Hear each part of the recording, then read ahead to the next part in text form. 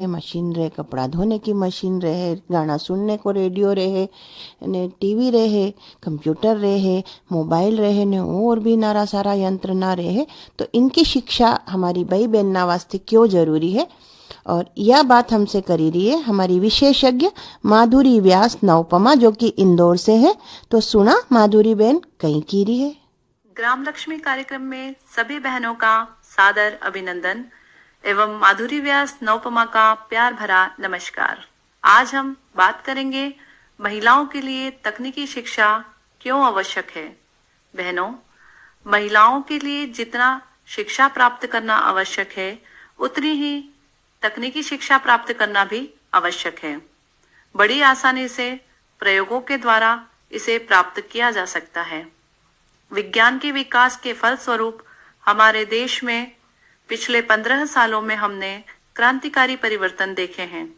बहनों, समय समय पर नई नई तकनीकी हमारे रोजमर्रा के जीवन में लगातार आती रही है और सहजता से हम उसको आत्मसात करते आए हैं। जैसे गैस का चूल्हा, सीटी वाला कुकर, उससे लेकर के आवागमन के साधनों तक 2 पहिए और 4 पहिए वाहनों का उपयोग अपने हाथों अधिकांश महिलाएं बखूबी करना सीख गई हैं। समय के साथ तकनीकी को अपनाकर हमने हमारा जीवन बड़ा आसान बना लिया है। बहनों, आप सभी जानती हैं कि तकनीकी विकास का अद्भुत नमूना स्मार्टफोन, जिसको मोबाइल कहते हैं, आज के समय में हर तबके के लोगों के हाथों में हम देख सकते हैं। मोबाइल हर एक के जीवन का महत्वपूर्ण अंग बन चुका है। इंटरनेट के विकास के परिणाम स्वरूप स्मार्टफोन सभी उपयोग करने लगे हैं और महिलाएं भी इसमें पीछे नहीं हैं।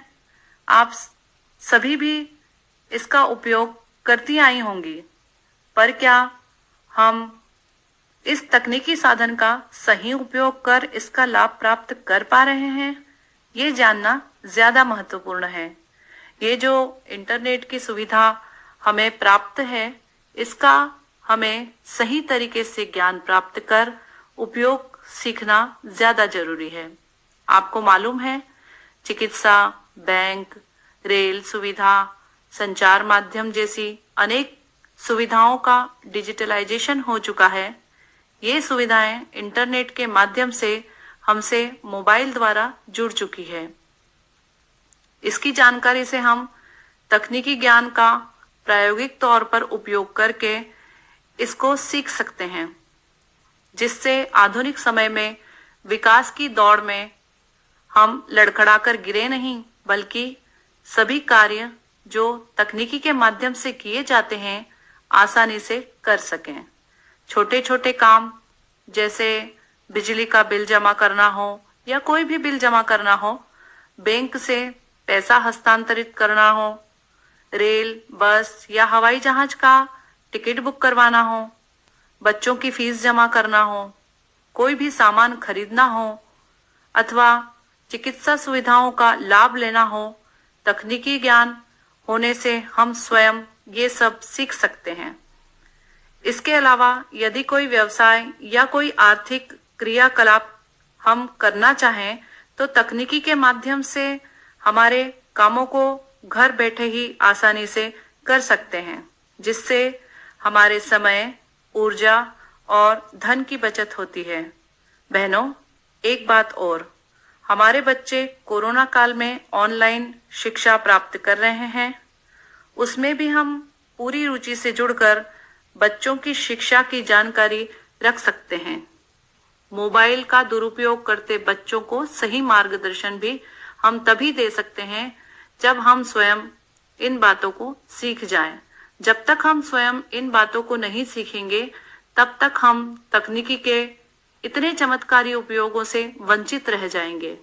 एक महत्वपूर्ण बात यह है कि जो हमारी बेटियां हैं, वो भावी पीढ़ी की महिलाएं होंगी, जिनको पढ़ाना सबसे ज्यादा जरूरी है। उन्हें भी आप पढ़ाई के साथ साथ तकनीकी ज्ञान की शिक्षा अवश्य दीजिए।